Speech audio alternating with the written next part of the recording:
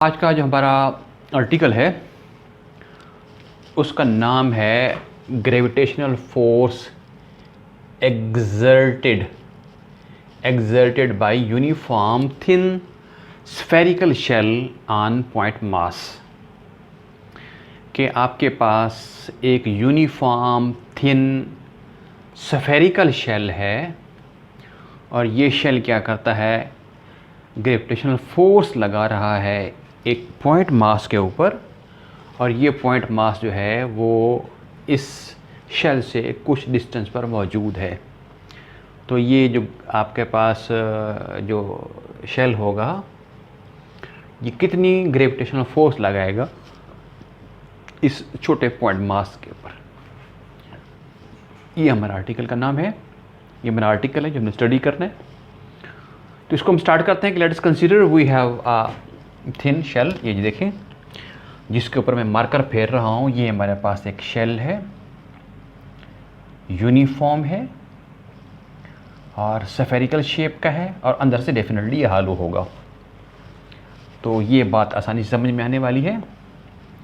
तो इस शेल की कुछ ना कुछ थिकनेस होगी। जो देखें तो हमने इसको लिखा है टी, थिकनेस को हमने क्या लिखा है इसका, टी।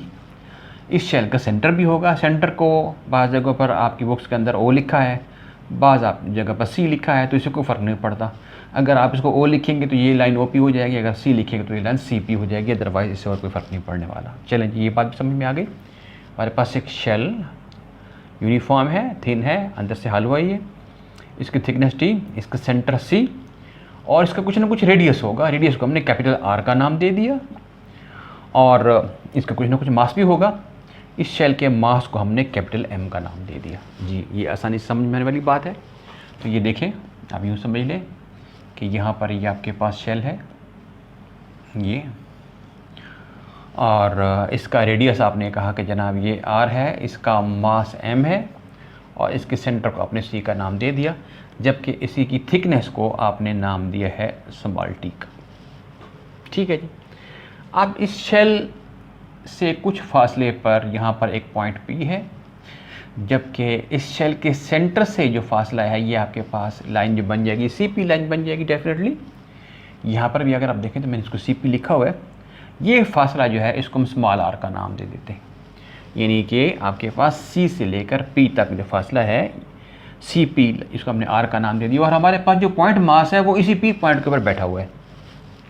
ठीक है, जो पॉइंट है, जो हमारे पास पॉइंट मास है छोटा स्मॉल एम जिसको हमने लिखा, वो इस शेल से पी दूर पी पॉइंट के ऊपर बैठा हुआ है, जबकि इस मास का इस शेल के सेंटर से जो डिस्टेंस है सी पी, या आप इसको स्मॉल आर का नाम दे देते हैं। ठीक है जनाब, यानी कि यहाँ पर हमने उस स्मॉल एम को बिठा दिया। ठीक है, ये बात भी समझ में आने वाली बात है। अब हमें इस शेल की वजह से इस स्मॉल एम के ऊपर लगने वाली ग्रेविटेशनल फोर्स को कैलकुलेट करना है, ये हमारा इशू है। ठीक है जी। हम क्या करते हैं कि एक तेज़धार छुरी लेकर इसको काट देते हैं इस तरह से। तो अब आपको क्या मिलेंगी, अब आपको वर्टिकल स्ट्रिप्स मिलेंगी। क्या मिलेंगी आपको, वर्टिकल स्ट्रिप्स मिलेंगी। यानी कि आप ये कहते हैं जनाब कि आपने इसको यहाँ से काट दिया यूँ करके इस तरह से, इसका सेंटर यहाँ पर है, दूसरी स्ट्रिप बना ली, तीसरी बना ली, चौथी बना ली, बहुत सारी स्ट्रिप्स आपने बना ली। इन बहुत सारी स्ट्रिप्स में से हम पहले एक स्ट्रिप का जिक्र करते हैं। आप कहते हैं कि जनाब ये सपोज ये स्ट्रिप है, इसका नाम आपने रख दिया है ए बी स्ट्रिप।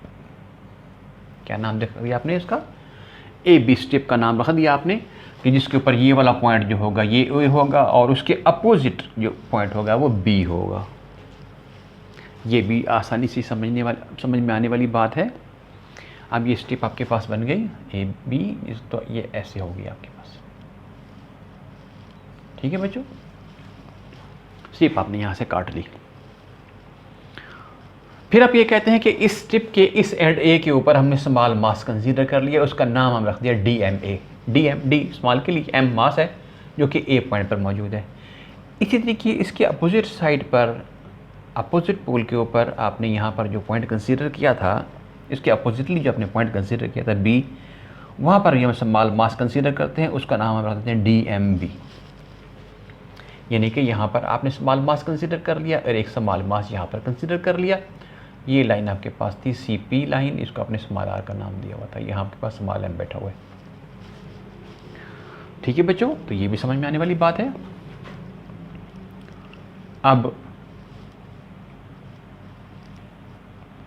उससे अगली बात कि मैं कहता हूँ कि ये DMA का इससे फासला और इस B से फासला, DMA का फासला M से और DMB का फासला M से, स्मॉल m से, हम कहते हैं कि ये x डिस्टेंस है, ये x और ये भी x, यानी यहाँ से लेकर ये डिस्टेंस x और यहाँ से लेकर ये डिस्टेंस भी आपके पास x हो गया। अब x जो है इस CP लाइन के साथ या R के साथ जो एंगल बना रहा है ये अल्फ़ा है, तो ये एंगल भी आपके पास अल्फ़ा हो जाएगा।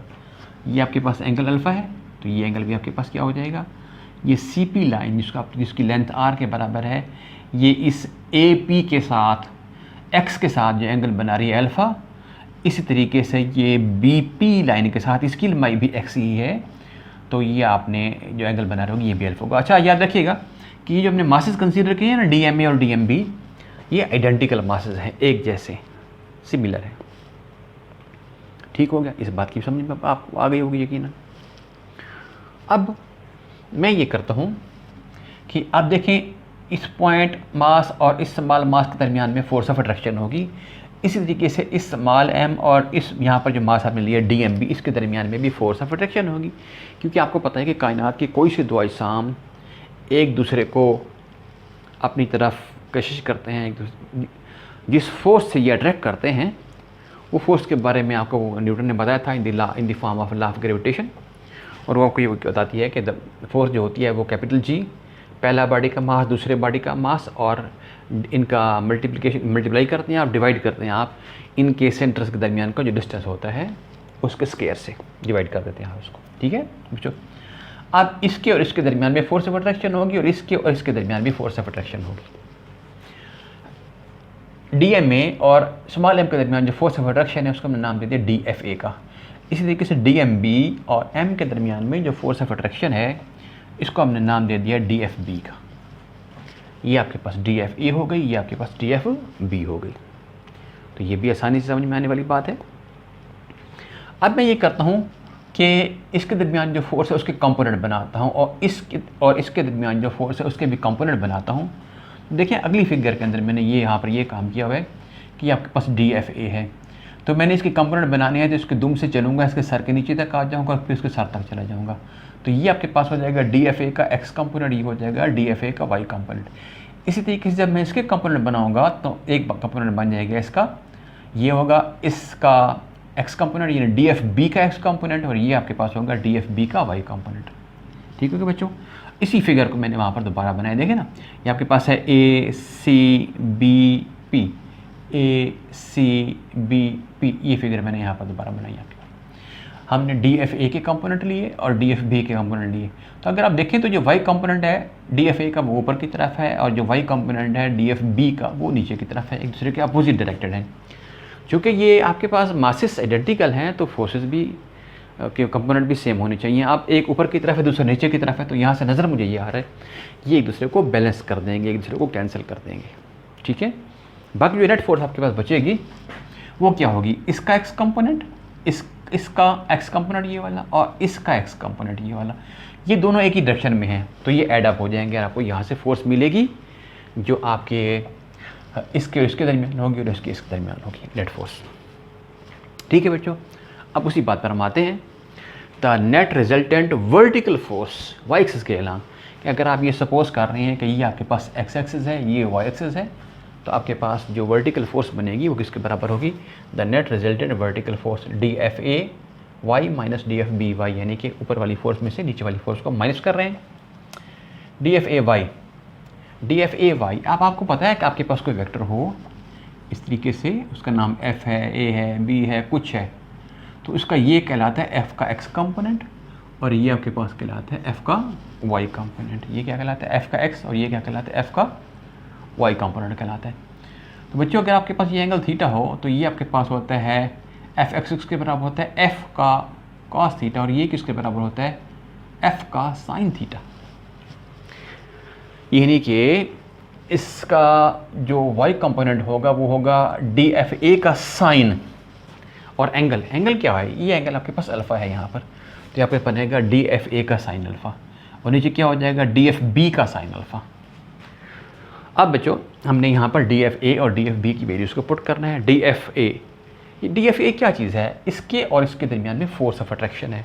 वो आपको न्यूटन ने बताया था, स्मॉल g पहले बॉडी का मास, पहले का मास, दूसरे का मास, इनके सेंटर के दरमियान का डिस्टेंस का स्क्वायर, ये हो गया into sine alpha. Sine alpha को मैंने बाहर निकाल लिया, माइनस इसकी वैल्यू पुट करेंगे g पहले बॉडी का मास ये, दूसरे बॉडी का मास ये, सेंटर के दरमियान फासले का स्क्वायर, ठीक हो गया। और ये साइन अल्फ़ा तो दोनों में था, इसको मैंने बाहर निकाल दिया। अब देखें, because this and this mass DMA and DMB they are identical, same, तो मैं लिखा as DMA is equal to DMB, equal हैं।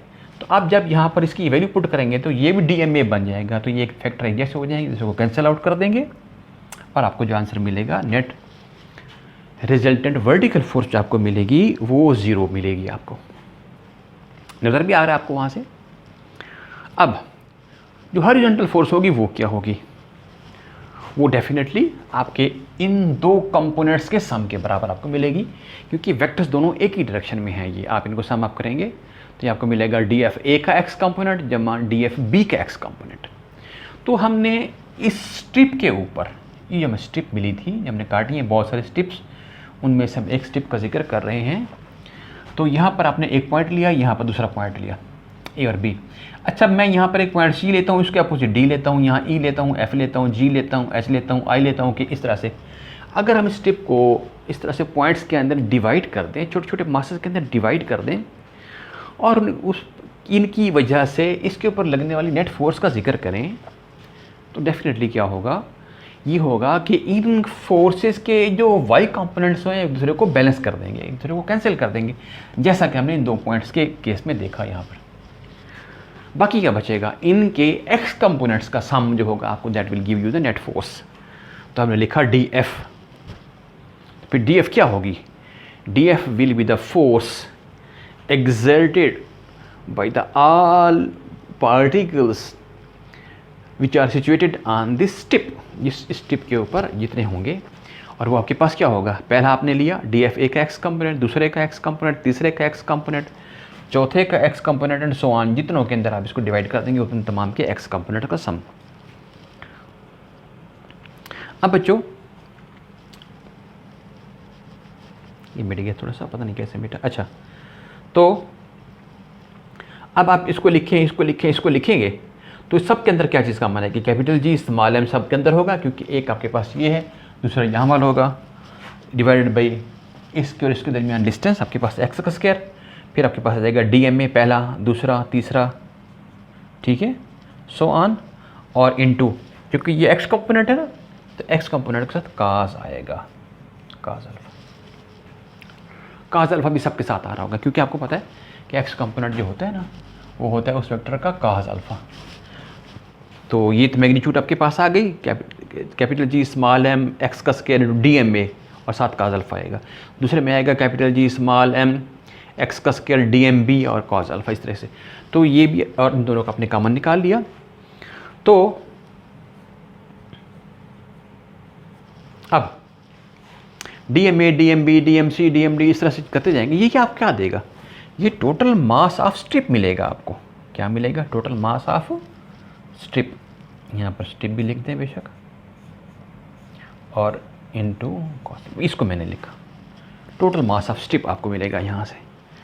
ठीक है बच्चों, अब मास के बारे में हमें पता है, ये फार्मूला है हमारे पास, डेंसिटी जो होती है वो होती है मास पर यूनिट वॉल्यूम।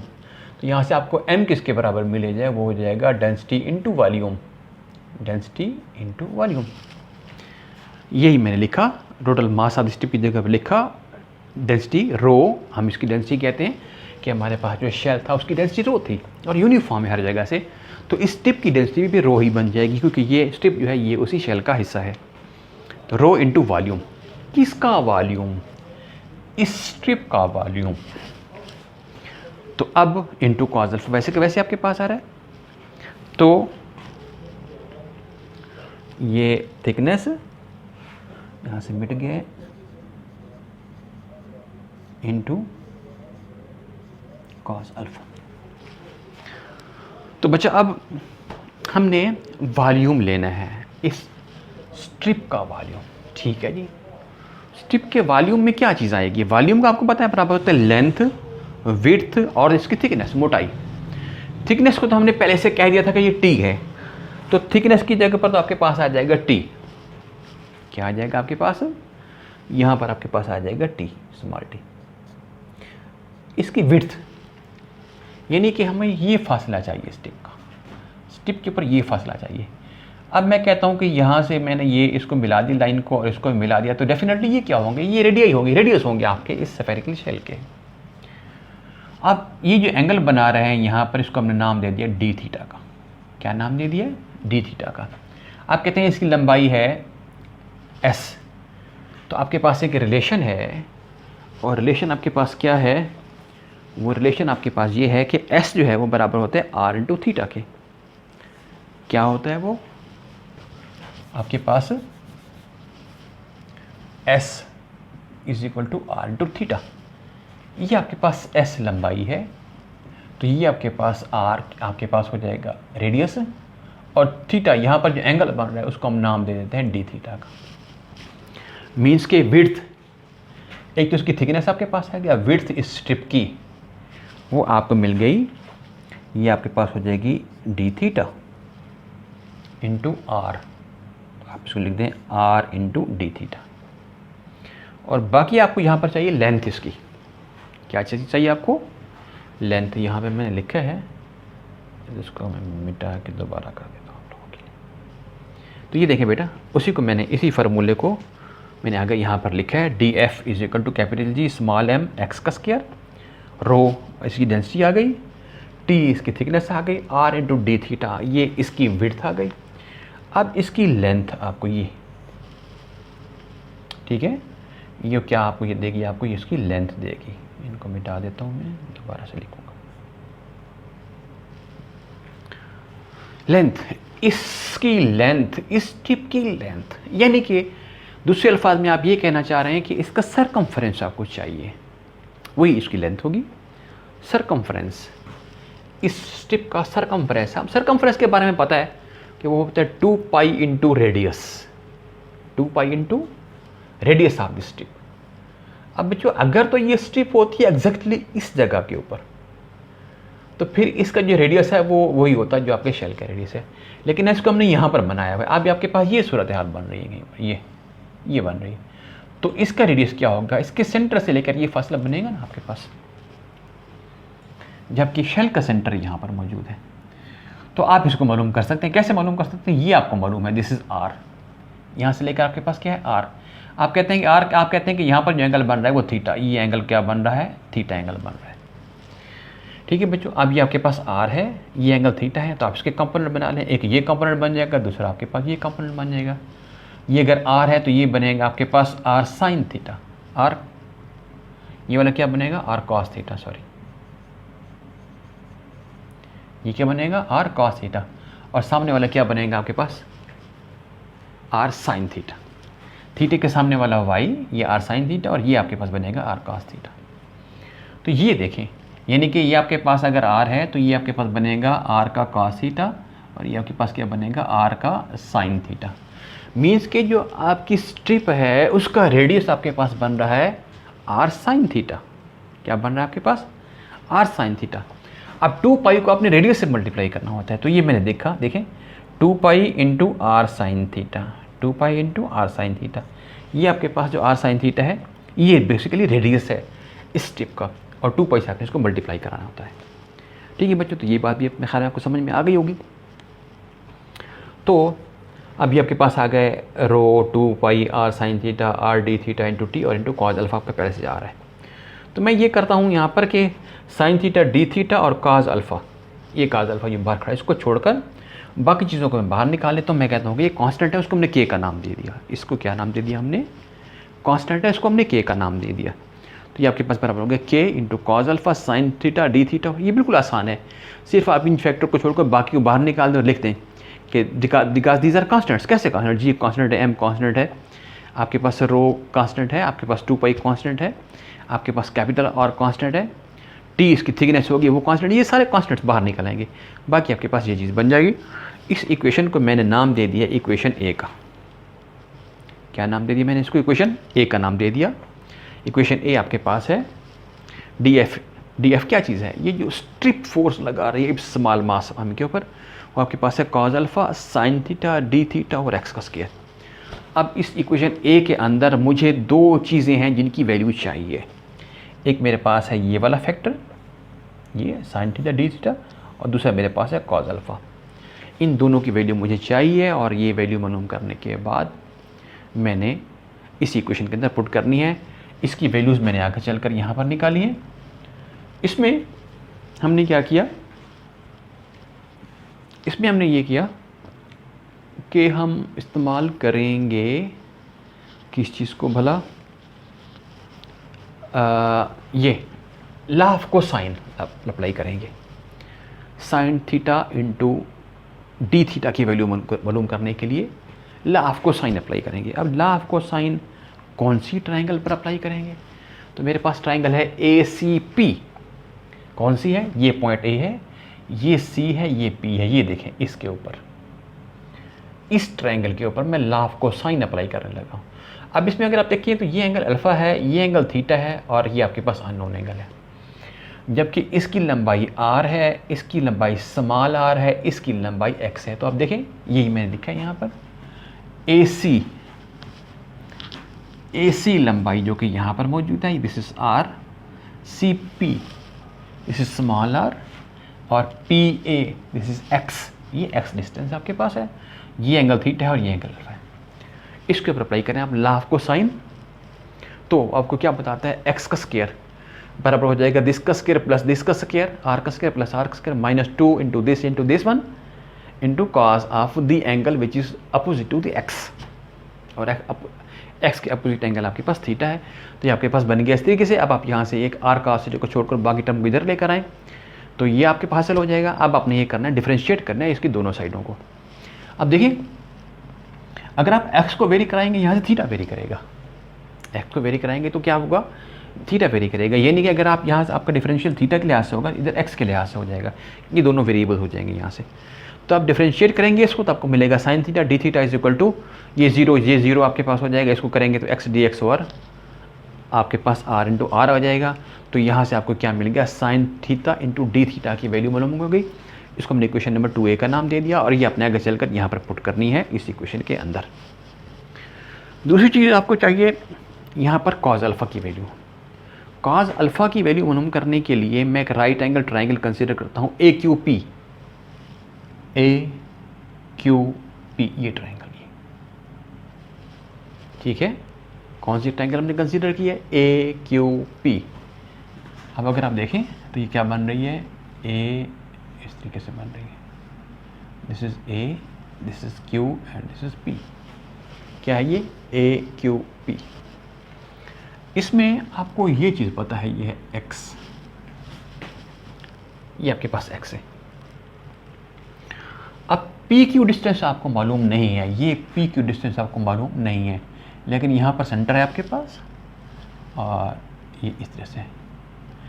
अच्छा, अब ये डिस्टेंस आपको QP चाहिए जो आपके मालूम नहीं है, यहाँ पर आपके पास C मौजूद है। तो आप क्या करें? इस सारे में से इस छोटे को निकाल दें, यानी कि PC में से आप CQ को निकाल दें, तो बाकी आपको मतलूबा मिल जाएगा ये वाला। हाँ जी, अच्छा, ये एंगल आपके पास अल्फ़ा है, ठीक है बच्चों, जबकि ये एंगल आपके पास थीटा है। मैं ये कह रहा था इस सारे में से इसको निकाल दें। ये सारा क्या है? ये सारा क्या आपके पास स्मॉल r है, तो स्मॉल r में से किसको मैं माइनस कर दूं? इसको माइनस कर दूं। और ये क्या है आपके पास? ये r है, तो ये आपके पास क्या बनेगा? r का cos थीटा। क्या बनेगा आपके पास? r का cos थीटा, यानी कि आपके पास ये वाला जो होगा ये हो जाएगा r minus r cos theta. ये आपके पास बच जाएगा x। इस ट्राइंगल में ये सूरत हाल होगी, ये आपके पास बन जाएगा r minus r cos theta, ये आपके पास x। अब इसमें अगर आपको cos चाहिए तो cos of this angle, cos alpha, वो आपके पास हो जाएगा base divide by hypotenuse. Base आपके पास है r minus R cos theta divided by इसका हाइपोटेन्यूज है x। तो कॉस अल्फा की कीमत आप यहाँ से इस तरीके से मालूम कर सकते हैं। ये आपके पास हो गया equation number 3। Put these values of 2a and 3 in equation a।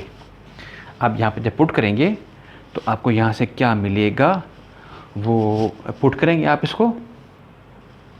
तो ये मैं आपको यहाँ से देख के बता देता हूँ, लिख लेता हूँ। आपकी बुक के अंदर ये किया हुआ है, आप इसको देख लीजिएगा। ये मैंने लिखा था लेकिन ये मिट गया। अब ये वैल्यूज जब डालेंगे इसके अंदर तो D F is equal to K over 2r का स्क्वायर इंटू आर, अंदर आपके पास आएगा 1 प्लस, ये आपके पास आएगा 1 प्लस आर का स्क्वायर माइनस आर का स्क्वायर, और इन्होंने x की पावर -2 लिखा है, मैं इसको लिखता हूँ एक्स स्क्वायर, और यूँ करके आपके पास ये रिलेशन आ गया। बिल्कुल आसान है ये। आप ये दोनों वैल्यूज़ डालिएगा इसके अंदर, और वैल्यूज़ डालने के बाद आप इसको सिंप्लीफाई करेंगे तो आपको ये मिल जाएगा। ठीक है बच्चों, अब ये डी एफ है। डी एफ क्या चीज़ है? एक स्ट्रिप इस स्मॉल एम के ऊपर जो फोर्स लगा रही है वो आपने मालूम करनी है। आपने तो इस स्ट्रिप की वजह से इस स्मॉल एम के ऊपर लगने वाली फोर्स मालूम नहीं करनी थी, बल्कि आपने तो ये करना था कि ये पूरा शेल कितनी फोर्स लगा रहा है वो आपने मालूम करना था। तो बड़ी सिंपल सी बात है, हम इसको इंटीग्रेट कर देंगे। इंटीग्रेट क्या करें, किस तरह से करेंगे? आप ये समझते हैं कि इस पॉइंट एम के नज़दीक 3 पॉइंट कौन सा है ये, और 2-3 पॉइंट कहाँ होगा, ये कौन सा होगा। तो आप इसी को इंटीग्रेट कर दें फोर्स को, कि यहाँ पर जब पार्टिकल हो तो फोर्स कितनी होगी, ये पार्टिकल जब यहाँ पर चला जाएगा, यानी कि आपने इसको इस पॉइंट से लेकर इस पॉइंट तक इंटीग्रेट कराना है। अब अगली बात ये कि ये पॉइंट क्या होगा और ये पॉइंट क्या होगा। तो ये पॉइंट तो बड़ी आसान सी बात समझ में आ रही है आपको। यहाँ से लेकर ये डिस्टेंस कितना है, स्मॉल आर। ये क्या है, रेडियस। आप स्मॉल आर के अंदर जब कैपिटल आर को जमा करेंगे तो इसकी अपर लिमिट आ जाएगी, मैक्सिमम वैल्यू आपको यहाँ से मिलेगी। तो आपने इसको इंटीग्रेट करना है। अपर लिमिट क्या आएगी, स्मॉल आर और ये कैपिटल आर प्लस। और ये पॉइंट आप कैसे मालूम करेंगे? आप ये करें कि यहाँ से इसको निकाल दें, यानी सी पी में से इसको, इस डिस्टेंस को आप निकाल दें। और ये डिस्टेंस आपके पास क्या है, this is R, radius. R में से, स्मॉल आर में से कैपिटल आर को माइनस कर दें आप, तो आपको ये लोअर लिमिट मिल जाएगी। मीन्स कि अब आपने इसको इंटीग्रेट करना है आर माइनस आर से लेकर आर प्लस आर तक। तो आप इसको इंटीग्रेट करेंगे, और इंटीग्रेट करने के बाद फिर आप ये इसके अंदर वैल्यूज़ डालेंगे। इसके अंदर जब वैल्यूज़ डालेंगे तो ये बुक के अंदर सॉल्व किया है, बड़ा सिंपल से, मैं अभी आपके साथ शेयर कर दूंगा उसकी पिक्चर बनाकर। तो आपको जो आंसर मिलता है इंटीग्रेट करने के बाद, और इसके अंदर जब आप इसके अंदर वैल्यूज़ डाल देंगे तो आपको आंसर मिलेगा F इक्वल टू 2K और R का स्क्वायर। अब ये F क्या चीज़ है, इस पूरे शेल, क्योंकि आपने इसको इंटीग्रेट कर दिया यहाँ से लेकर यहाँ तक, तो पूरे शेल की फोर्स जो लग रही है, पूरे शेल की वजह से फोर्स जो यहाँ पर लग रही है, ये 2K और R का स्क्वायर। के क्या चीज़ था, वो हमने कहा था कि यहाँ पर कुछ चीज़ें हैं जिनको अपने कहा था कि कांस्टेंट अपने के दिए, तो वापस उनकी वैल्यू पुट कर दें यहाँ पर। तो ये आपके पास हैं। आप जब वैल्यूज पुट करेंगे तो आपके पास आ जाएगा capital G small m 4 pi R का square rho T divided by R का स्क्वायर, ये आपके पास आ गया। तो ये आपने जब के की वैल्यू पुट करेंगे इसके अंदर तो वापस आपको ये रिलेशन आपके सामने आ जाएगा। अब इसमें अगर आप बच्चों देखो तो ये तो आर का स्क्वायर है। आर का स्क्वायर क्या है, इस पॉइंट सेंटर और इसके दरमियान का डिस्टेंस आपके पास है, ये आर है, ठीक है, उसका आप स्क्वायर ले रहे हैं। बाकी टी क्या है, आपके इस शेल की थिकनेस है, रो क्या इसकी डेंसिटी है, आर इसका रेडियस है, पाई आपको पता है कांस्टेंट है। अब ये आपको फैक्टर जो मिल रहा है ना 4 pi r square, 4 pi r square, ये क्या चीज़ होती है, ये आपको इस शेल के सरफेस का एरिया बताएगा। मैंने लिखा है कैपिटल G स्मॉल m, और this is equal to surface area into density into thickness, में यहाँ पर लिखना भूल गया हूँ, इनटू थिकनेस भी आपके पास आएगी, यहाँ पर इनटू थिकनेस भी आप लिखें, डिवाइड बाई आर का स्क्वायर। ठीक हो गया बच्चों। अब सरफेस एरिया को जब आप देंगे डेंसिटी से मल्टीप्लाई करें, थिकनेस से मल्टीप्लाई करेंगे, इसकी सरफेस के एरिया को इसी की मोटाई से मल्टीप्लाई करेंगे, वो आपको क्या देगा, इसका वॉल्यूम देगा। क्योंकि सरफेस एरिया है ना, इसके अंदर दो चीज़ें आएंगी, लंबाई और चौड़ाई आ जाएंगी। एरिया के अंदर दो चीज़ें आती हैं, तो ये भी इसके सरफेस का एरिया है। एरिया को हम तीसरी लंबाई यानी कि थिकनेस से मल्टीप्लाई कर रहे हैं। तो ये आपको क्या चीज़ मिलेंगी, यानी कि सरफेस एरिया और थिकनेस मिलकर आपको क्या देंगे, इसका वॉल्यूम। और डेंसिटी आपके पास पहले से साथ में आ रही है। तो ये वॉल्यूम इंटू डेंसिटी ये क्या होती है, मास। किसका मास, इस शेल का मास। इसको हमने कहा था कैपिटल एम में, तो मैंने यहाँ पे पुट करा दिया कैपिटल एम। बाकी आपके पास वैसे के वैसे आ रहा है, जी स्मॉल एम और आर कस के आपके पास ऐसे आ रहा है। अब ये रिलेशन बड़ा मज़ेदार है, इंटरेस्टिंग है। ये आपको बताता है कि जो फोर्स होगी इस शेल और स्मॉल एम के दरमियान वो बराबर होगी जी, इसका मास, इस सारे का मास और इनके सेंटर्स के दरमियान का डिस्टेंस। यानी कि आप यूँ समझ लें कि ये सारे का सारा मास जो है वो कंसनट्रेट होकर यहाँ पर आ गया दूसरे फल में। सीम ऐसे महसूस हो रहा है, ऐसे महसूस हो रहा है, ये सारे का सारा मास आपका कंसनट्रेट करके यहाँ पर आ गया है। तब इस मास और इस मास के सेंटर्स के दरमियान का डिस्टेंस आप ले रहे हैं आर। तो ये तो बच्चों था शेल की बात, शेल। अब अगर आपके पास सफ़ियर हो, शेल आपके पास ऐसा हालो शेल, यानी कि जैसे फुटबॉल आपके पास होती है, ये आपके पास एक हालो शेल है। अब उसके अंदर एक और फुटबॉल रख दें, आप उसके अंदर एक और रख दें और रख दें और रख दें और रख दें, तो ये आपके पास एक सॉलिड सफ़ियर बन जाएगा। तो वो सॉलिड सफ़ियर इस स्मॉल एम के ऊपर कितनी फोर्स लगाएगा वो मालूम कर सकते हैं। अब पहले शेल की वजह से, दूसरे की वजह से, तीसरे की वजह से, चौथे की वजह से, सबको समाप्त करेंगे तो ये आपको जो फोर्स देगा वो भी इसी शेप के अंदर होगी। और वहाँ पर एम जो होगा वो उस सारे सफ़ियर का मास हो जाएगा। तो ये आपके पास फोर्स आ गई कि जो आपके पास से लगाता है एक हॉलो शेल। ग्रेविटेशनल फोर्स की बात कर रहे हैं जो कि यूनिफॉर्म है और थिन है, और ये एक स्मॉल एम मास के ऊपर फोर्स लगा रहा है, और ये पॉइंट मास है और ये इससे बाहर मौजूद है, इस शेल से बाहर मौजूद है। इसके अगले हिस्से के अंदर हम ये देखेंगे कि अगर यही पॉइंट मास इसकी सरफेस पर आ जाए या उसकी इनसाइड पर आ जाए तो ये शेल इसके ऊपर कितनी फोर्स लगाएगा। ये इंशाल्लाह मैं आपको अगले लेक्चर के अंदर आपको बताऊँगा। ठीक है बच्चों, होपफुली आपको बातों की समझ आ गई होगी। दूसरी बात ये कि ये फिगर मैंने ब्लैक एंड वाइट बनाई है, मैं आपके साथ शेयर कर दूंगा कलर पिक्चर भी। उसके अंदर फ़र्क सिर्फ ये है कि उसने इसको सी नहीं लिखा, इसको ओ लिखा है। बाकी चीज़ें सेम है, फिर आप वहाँ पर नाम इसके चेंज हो जाएंगे, CP की बजाय OP वो हो जाएगा। बाकी कोई इशू नहीं है, वो आप पिक्चर देखेंगे तो आपको ज़रा समझने में चीज़ों को आसानी रहेगी। और इसकी बाकी जो सोल्यूशन की बात करें वो आपकी बुक के अंदर भी किया, बिल्कुल सिंपल से किया हुआ है।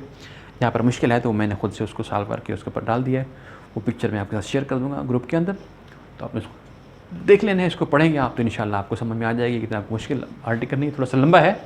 जो चीज़ें मुश्किल है वो ना मैंने आपको इसमें बता दी हैं, डिटेल बता दी है कि क्या क्या किस तरह से है। बाकी इंशाल्लाह आप इसको देखेंगे तो आपको होपफुली अच्छे तरीके से समझ आ जाएगी। इंशाल्लाह मिलते हैं फिर अगले लेक्चर के अंदर। अब जो है इंशाल्लाह मैं आपके लेक्चर का सिलसिला इसी तरीके से कंटिन्यू करूँगा कि बोर्ड के ऊपर आपको चीज़ें समझाया करूँगा, यहाँ से रिकॉर्डिंग करूँगा और फिर आपको भेज दिया करूँगा। मैं इसी काम पर लगा हुआ था काफ़ी दिनों से, अल्हम्दुलिल्लाह ये आज कल मुकम्मल हुआ है, तो फिर मैंने आज से इसी तरह स्टार्ट किया। तो मुझे लग रहा था कि ये तरीक़ाकार ज़्यादा बेहतर होगा, ज़्यादा इफ़ेक्टिव होगा। तो इंशाल्लाह नेक्स्ट टाइम मैं इसी को कंटिन्यू करूँगा। ओके, खुदा हाफिज़।